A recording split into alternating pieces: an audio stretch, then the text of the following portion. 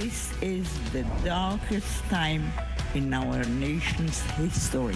An Israeli citizen and Holocaust survivor talks about the tragedy at the hands of Hamas.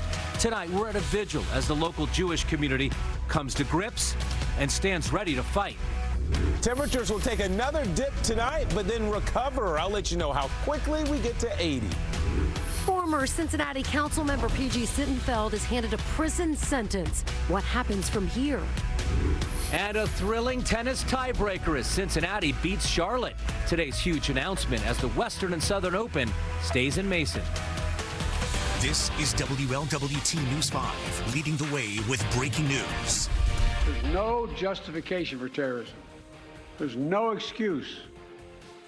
Unadulterated evil. Those words from President Biden to the world tonight describing the terror attacks on Israel at the hands of Hamas. It's now 6 a.m. Wednesday in Tel Aviv as Israel at war enters day number 5. And thanks for joining us at 11. I'm Mike Dardis. Good evening to you. I'm Cherie Palello. The brutal reality of the terror attacks in the Middle East are just really starting to set in for so many of us as the number of dead is rapidly rising right now. More than 1,000 Israelis have been killed already, mostly innocent civilians.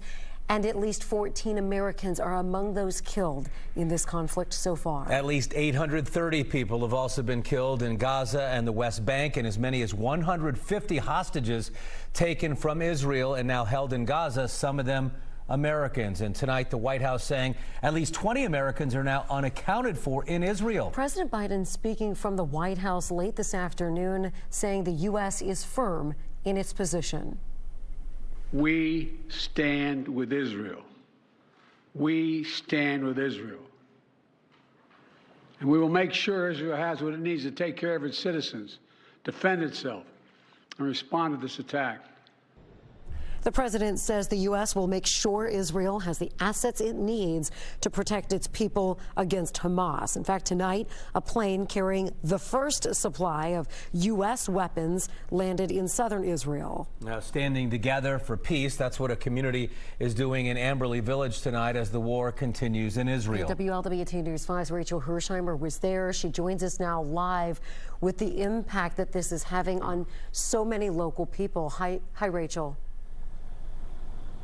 Mike and Cherie, it was an emotional night for everyone inside this congregation. People were standing side by side with their arms around each other with this collective grief as the violence in Israel continues.